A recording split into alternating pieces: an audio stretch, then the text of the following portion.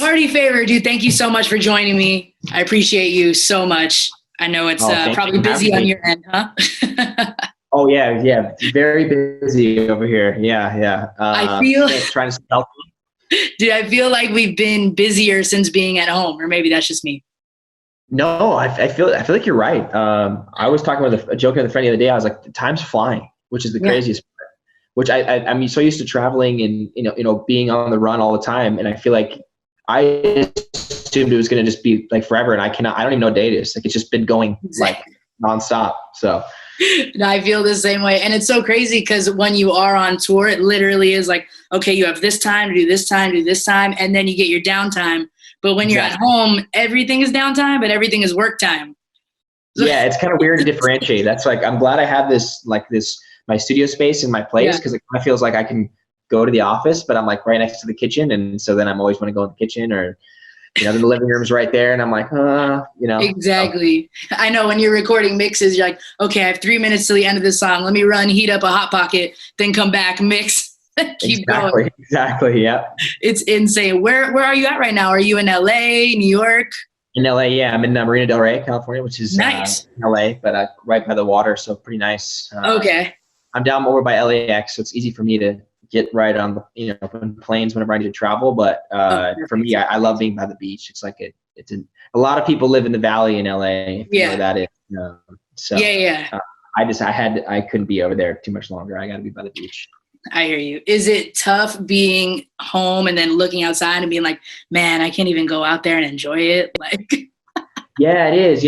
I've still been doing some walks, and which has been nice, but obviously staying far away from people. But I think getting fresh air for me is like important. But other than that, I mean, it's been weird, cooped up. Luckily, I have a balcony, which is pretty good size. So for me, I feel like I can get outside and still. So I'm lucky. I'm very fortunate in that sense. Yeah. Definitely. So that was obviously the inspiration behind Isolation Beats, Volume 1 and 2. Actually, right. Yeah. I was like, man, I'm here and I want to work, and I'm feeling weirdly creative when I wish that would happen normally the rest of the year. And I just started making stuff, and I wasn't worried about it, sounding exactly like Party Favor or, anything else I'm involved in. And I just kind of started making it, and I was like, these have been some of the most fun things to work on for me. So. Yeah. And the coolest thing is you're all up here. No one else is coming in. Like, this is straight from your mind. And I'm sure you have influences, but it really is like, I'm waking up and this is what's coming out. Yeah. And there's been no outside influences besides, I'm just finding random samples online or, one of the songs I sampled some old, like samples that Wu-Tang used, back in like old Shaolin, like Kung Fu movies. And so little things like that, like stuff that I wouldn't normally do, has been really fun to kind of just, because there's so much out there to pull from, which I love. So. Yeah. I mean, and speaking of things you really normally wouldn't do, like IG Lives, doing the Beyond Wonderland, the Rave-a-thons that they're having, even the little the Insomniac events too. First of all, they're so lit if you put them in your living room and just turn off the lights and pay attention. But as a DJ, from your standpoint, like, how different is that preparing for an online set versus, which is something you've never even had to do before, really? Yeah, I mean, I think in terms of like the preparation is still very similar because you kind of, personally, I put together like a playlist or, something, and I kind of pull from there, and then I'll kind of wing it. And a lot of times for me, I love audience reaction. I think a lot of us, we feed off, any musician, regardless of genre, you feed off the audience. And I think that's a huge part of, especially dance music, because it's, it's not like I'm up there with, a bunch of instruments, and it's just me and the decks and a lot of times a crowd. And so I think that was the biggest thing I noticed, was just playing, in front of people and kind of being like, wow, you don't have anybody to react off of. But the good thing is the people that were there, everyone was spaced out. The people that worked for Insomniac, everybody had masks and proper stuff, but everybody was jamming out, behind the scenes. So I was like, okay, you guys are my audience for tonight. So love that. And they were loving it. I mean, and also on IG Live too, you can see the comments. So it's like a virtual audience. But it almost seems like it's, I mean, like, as a DJ, preparing that set for online, which you don't have really lights. You're not having the pyrotechnics and everything behind you. Like, it feels different, but it's still a good feeling, right? Like, it's still cool. Oh, absolutely. Yeah. I mean, you're still getting to play music. And I think that regardless, like you said, you can see on Instagram, you can see the comments, you can, my phone's blowing up during, a social media post. So I think it's and I think it's just good knowing that, you're able to like reach your fans and friends and give them something, because I think everyone's looking for something to do right now, and yeah, exactly. Here in California, everyone, we've been on lockdown for a while now. So I think that, it's a great thing, but it's also like everyone's, I started playing Jenga again and I haven't played that in years, it's like, so we're yeah. Man, I know. I'm gonna grab my cord to plug you in 1 second. Oh, do it. I'm here. I'm here. Do it. I can yell from outside the screen. I know. I'm like, I can hear it. It's fine. All right, I didn't want to lose power on you. Okay, we're good. Oh now. no, you're good. Well, going back to like festivals and stuff, when all these festivals start coming up again, I mean, EDC just got rescheduled for October. Is this the time you're thinking of like, yo, what is something so dope I can bring now? Now that I have 6-7 more months to plan, I mean, what's going on in your mind in that? Yeah, I mean, I think, I think it's all just, for us, everyone's just kind of going through the motions as they come. You can't really ever prepare for something like this. So I think for, I've got an EP coming out next month that was already planned, and that was going to be coming out already. So, we're working on that. And then I think just from there, I'm going to have to just keep working on, music, and then finding ways to, I think, by midsummer, I would be very surprised if we weren't able to start getting together with people and, maybe smaller settings and, work on studio sessions or work with vocalists or songwriters or whatnot. So I think just working on, that's all I can really do is work on music and, I'll probably start doing more, Twitch streaming and YouTube streaming and things like that, where I can kind of keep interacting with fans and stuff. So. Are you checking out anybody else's IG live sets?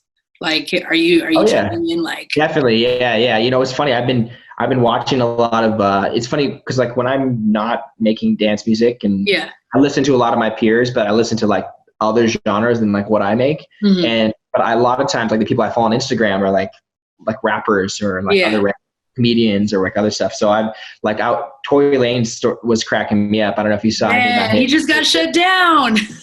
I know. Yeah. Well, he brought that on himself, I guess. But he did, because his last one were amazing. Yeah, that was cool. Those were amazing. Did you check out the T-Pain Lil Jon battle? Yeah, I did. Yeah, I know both of them actually. That one was tight. Song with Lil Jon. Jon is great. I mean, and obviously he's a legend. So had so much history behind everything he's produced and been part of. So. Yeah, it was good. Who would you want to battle? Energy was good. What I loved about that one was who would I want to battle with? Yeah. Who would you want to battle with? I don't know. You verse, come on. I mean, we could do you verse Nitty Gritty. That would be obvious. But like. Yeah. Yeah. Well, I mean, sheesh. Yeah, I don't know. I feel like the versus things, like it has to be. I feel like it's got to be like the fans choose. Like, oh, we want to vote. Okay, we need party favorite versus whatever, because. I think I can say it, but that really puts you then on the spot to be like, all right, here's now I gotta come with it. Yeah. Yeah. But it's kind of, I mean, it's like hard to hold a candle to like some of those guys. Like I can't go against Lil Jon. He's dropping and all these shots and all these records, and I'm going, well, hey, here's my, top dance radio song, Hey, whatever. But it's still lit though. It's still. Oh, I know. I'm just saying, it's just I'm that's where I'm working towards. I'm okay. There. Yeah. We should do like a bracket of 16, like a March Madness style, but like DJs line them up, and then just the fans vote on the winners. That would be. There you go. You know what? I don't have the capacity to plan something like that, but you don't want to be the. Then you don't want to be the person that ends up last, though, either. That wouldn't be good. That's true. Although, you know what? You can just put me at last just so it's obvious. Like, just be like, you know what, Alex, you're fine. Wait, so now you're putting yourself in there. I see how it is. Okay. Yeah. Just have me at the number 16 seed. I'm going to upset everybody. Watch. Oh, okay. All right. Here we go. I see you. You got that heat coming. I know. I'm ready for it. And I got dogs somewhere. They'll be my background dancers. It'll be lit. Oh, there you go. Wow. Okay. Man, I know self-quarantine has just brought out like so many like creative mindsets of people. Like, I'm sure you're thinking of things you're like, dude, why have I never thought of this before ever? Yeah. I mean, it's definitely, I mean, I think going back to the isolation piece stuff, I mean, it's like I would have never made those or kind of gotten that mindset had it not been for this and kind of forcing my hand to start doing that. And I think that I'm going to, as this time continues to go on, and obviously hopefully not longer, but if it does, then, I think that those, I do think that, you're most creative whenever you're, I don't know the best way to describe it, like backs against the wall, I guess you could say. I don't want to say that make it, there's many people right now that are struggling a lot. And I just mean more like, I think that right now in this situation where we can't do our normal life, I think honestly that actually brings out more creativity. So yeah, it's cool. How long did each one take you? So you've been in isolation for about a month now, I guess? Yeah, about a month. Wow. Jeez. Yeah. It hasn't felt like that long, weirdly. No. It depends. I think there's been a couple of them that I literally just made in like 5-6 hours, Wow. And then a couple other ones I made, I might make it over a course of a day, and then I'll kind of sit on it for like a day or two, and then I'll come back with fresh ears, which I like to do. And then kind of, I'll be like, whoa, you get so in the zone of when you're working on something that you start to kind of hear it a certain way. And I always think that stepping away from it, listening to whatever else, maybe for hours or even a day, not even listening to it. And then you come back to it and you listen with fresh ears. And then you're like, oh, wait, whoa, this doesn't sound right. Or I don't like these drums, or, this not coming through mix wise, or, whatever it might be. So yeah, a day or two at most, I think, for a couple of them. Wow. And then I've kind of been trying to, sorry, go ahead. Oh, no. Go ahead. Oh, I was just saying that, I think it's just been, I think that's kind of part of the challenge for me though, is like, I'm trying to make these happen in as quick of time as possible, not to rush them in quality wise, but to kind of force myself to really, get in there and get it done, like without procrastinating and then being like, oh, I'll finish it later. And then I never do. Yeah. I mean, your fans super appreciate it. Everything that I've read is amazing. Like literally. It's the reaction. I love that the reactions have been great, and we've sent them out to a bunch of people, and I've gotten some really cool remixes back where people are like singing over it or rapping, and also some legit remixes or whatever. So it's been really cool to see people put their own creative spin on them too. So awesome. I was going to say, for Volume 3, are you going to feature any of those remixes or reach out to people? I'm not sure what we're going to do exactly, like how we're trying to figure that out right now with my team, my management team, about how we're going to like either put out or like at least showcase some of those ones that I think, really killed it and went above and beyond. So I think we're trying to figure that out right now, but I want to do one where, because they've all been me, but I do want to do a collab isolation beats where I work with, other producers and my peers or whatever. Right. We create one together, like maybe back and forth. Like I send one part, then they send something back, and then I've got to adapt to that, but we can't change anything maybe. That could be kind of cool. That's cool.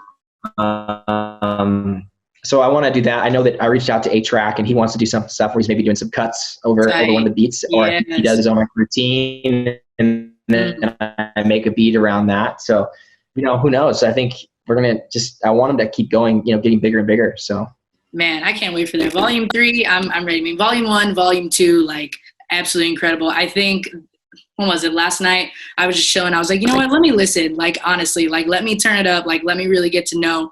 And I think I brought out my strobe light for no reason. And I was just having a party. Like, yeah, it was a good time. And I'm really excited once all this stuff kind of dies down and we're able to get back out into the wild and we're really able to connect. I think this is going to bring, especially with you and all the other DJs, really deeper connection to the fans, because now it's like you're here. You know what I mean? Like, you're in my living room.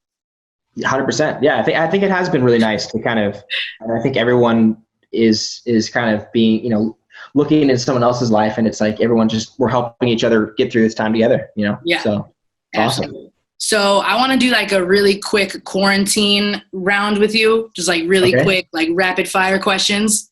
Because during this quarantine, we've had to come up with some tricky things. So, all right, you ready? We'll do like 30 seconds of rapid fire. Okay. Okay. All right. So your favorite quarantine snack? Goldfish. New hobbies? Learning Spanish. That's a good one. Did Carol Baskin kill her husband? 100%. Oh, favorite Hulu show, or if you have Hulu? Oh, Little Fires Everywhere. Started watching that. That was pretty wild. That's good. Favorite pajama set? I don't own pajamas. How many days between showers? I sleep naked, so I don't know. Ooh, okay, you know what? I'm not into that, but I'm sure some of your fans are. I wasn't keeping you involved. I was just letting you know. I love that. Okay, and favorite. Let me think of one. I just had it too. Okay, if you had to pick between going out in a couple months or staying in isolation with your best friends for a month, what would you be? If your best friends could come to you. Maybe stuck in my house? Yeah. I think just go. I think, I love my friends, but going out, I think just being able to, we've been inside for so long. I don't want to stay inside here long. I want to go out. I love experiencing the world. So yeah, I'd have to throw my friends on the bus for that one. No, I love that. And when I said that. I know, I'm like, I'm talking about you. Chill.